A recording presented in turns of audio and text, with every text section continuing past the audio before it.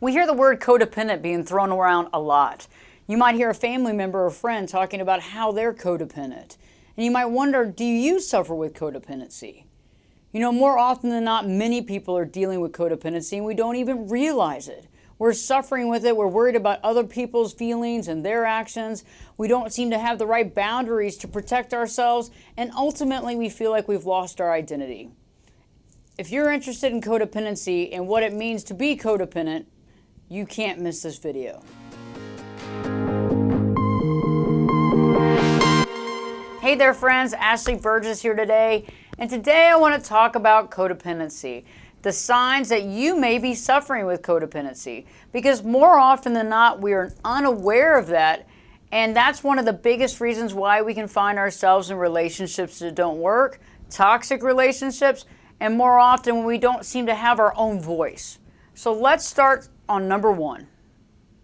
The first indication that you may be dealing with codependency is that you feel responsible for other people's feelings and actions.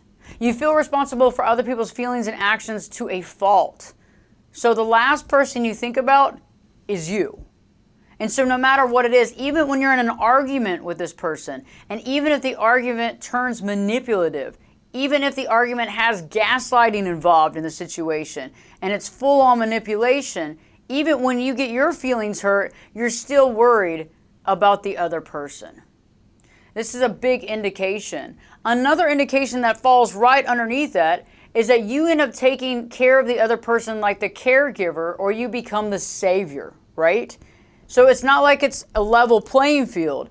And it's interesting because usually the role of caregiver or the role of savior was implemented at a very early age. So maybe you played that role when you were growing up to your mother, your father, your aunt, your uncle, sister or brother. And so you've carried on that role because you find identity in being someone else's caregiver or being someone else's savior, not your own. And one big indication is that your feelings actually depend on their feelings. So if they're happy, you're happy. If they're unhappy, you're unhappy. And do you see how that's codependent? Because we have our own feelings, right? I might feel unhappy when somebody else is at the top of the world, or vice versa. And I have to be able to feel okay with that and regulate with that. Because when I start putting my happiness on someone else's feelings, I can't regulate that. I'm not in charge of their emotions. I'm not in charge of their feelings. And so I can lose myself very quickly in that, right? Because I'm no longer regulating by my own feelings. I'm trying to regulate my value with someone else's feelings. The second indication that you might be dealing with codependency is that you don't have any values because you really don't know what you stand for. And the reason why you don't know what you stand for is because you've been doing everything for others for so long, you don't even know what you want in your life. You see what I'm saying? Because you're trying to help others and give them something, and by giving them this or doing this for them, you derive value, right? So you're missing the boat on the fact that if you do something for yourself and take care of yourself, that will actually give you internal value. Instead, you're going outside of yourself to fulfill that value. And that means that you don't really understand what you stand for because you're too busy doing everything for everybody, so to get the value from the outside world. And another thought on that real quick is the concept of people pleasing.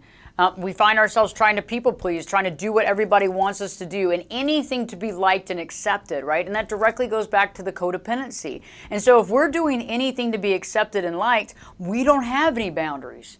Because we fear the fact that if we put our foot down, right, and if we say that we don't like something or we don't want to do something, that they're going to not like us. They're not going to love us, or they're not going to show us attention, right? And so we just quiet our voice and we do whatever we can to make the other person happy.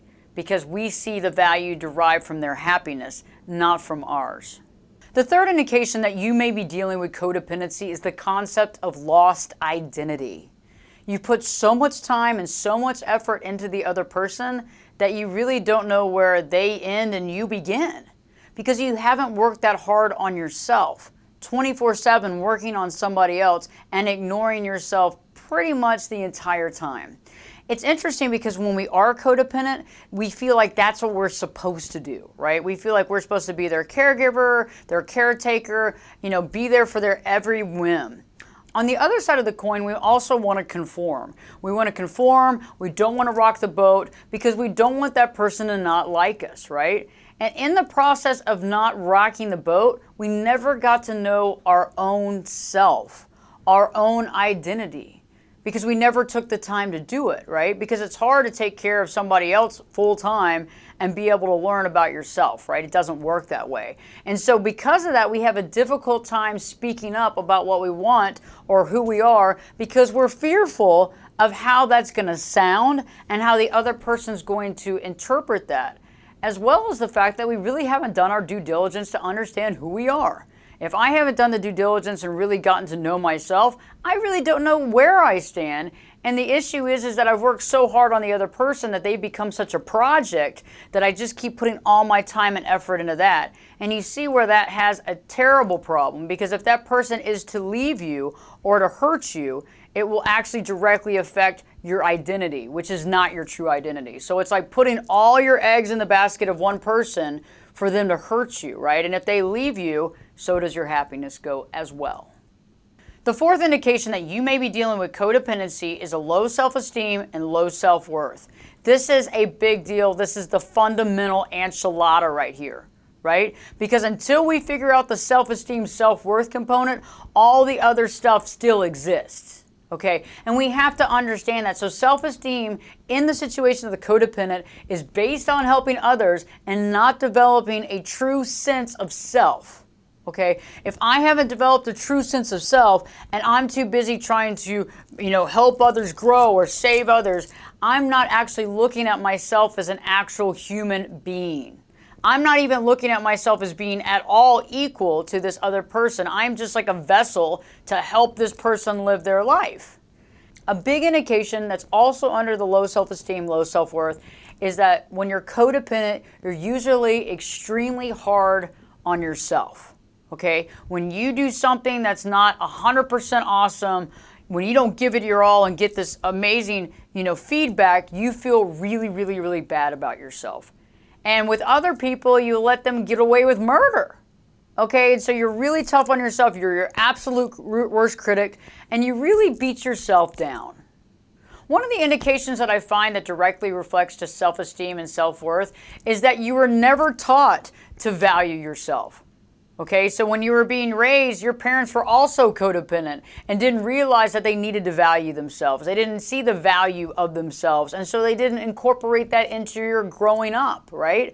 Because that's necessary. Those are things that we needed to know. Those were the things that we needed to grow with, is to see that we have a value and that we are a valuable individual and we're just as valuable as other people, okay? So that could be one thing.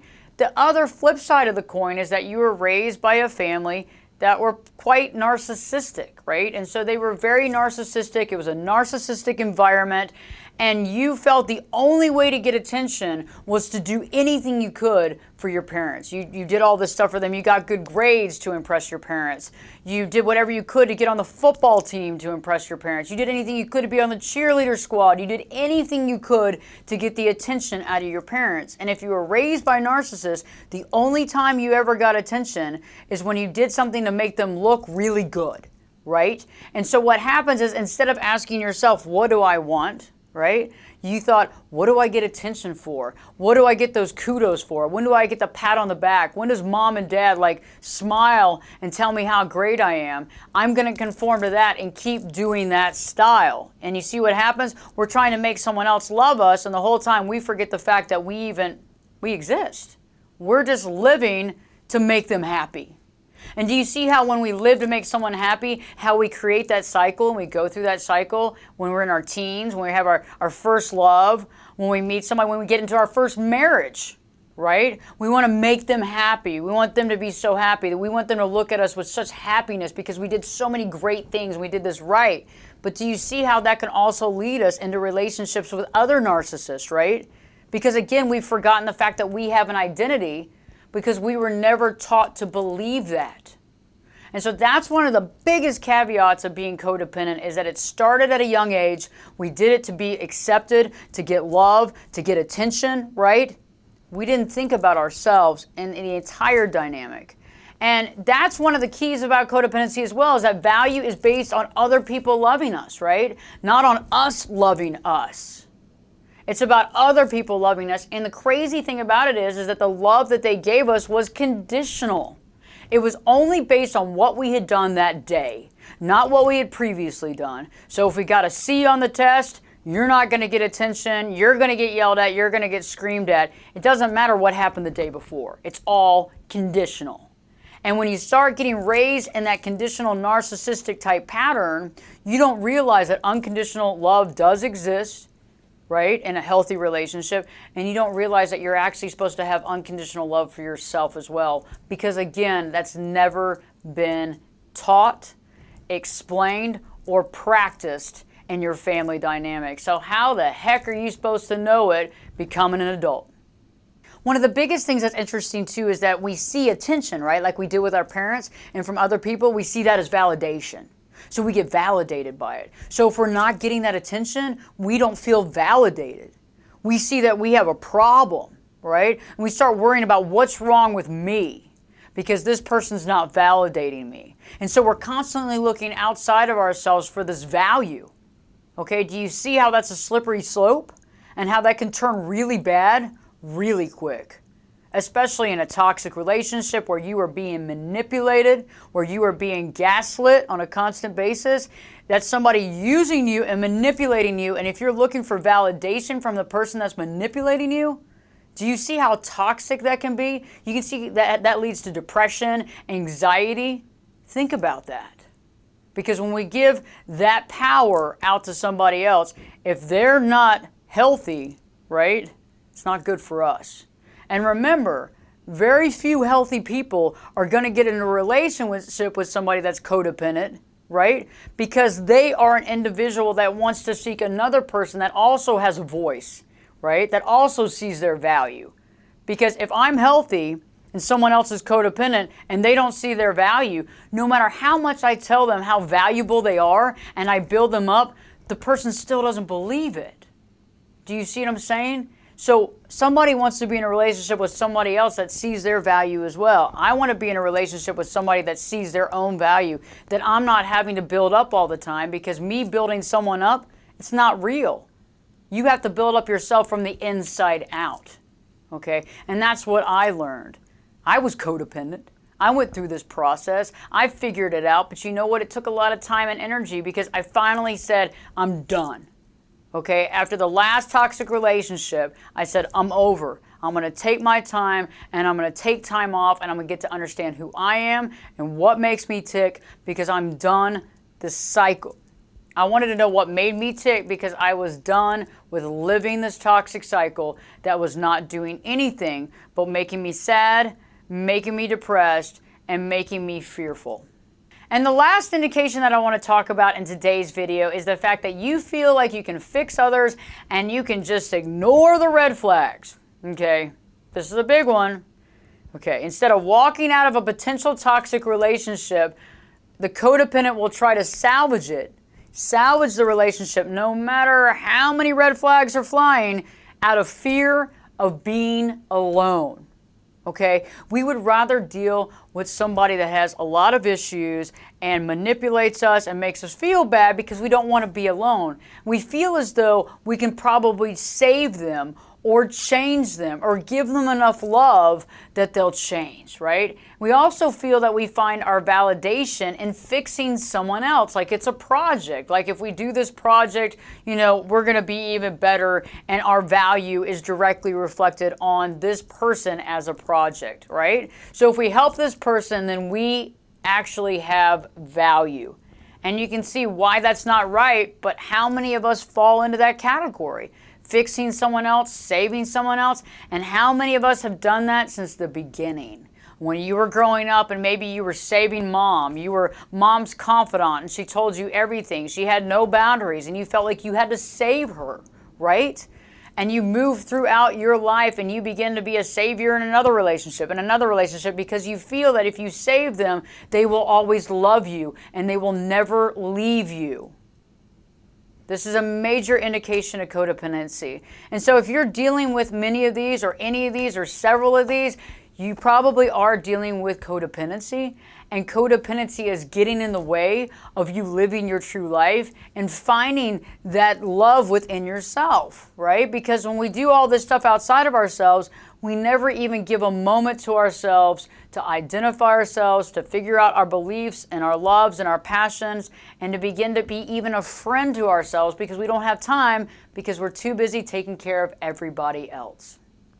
Please share this video with family and friends and anybody that you feel might be dealing with codependency, especially someone that you might know that's in a toxic relationship and you feel like they're doing everything and the other person does not seem to be doing that much, and it also seems like they keep getting into that toxic cycle. They will appreciate this knowledge and information because it'll help them to understand their situation more clearly.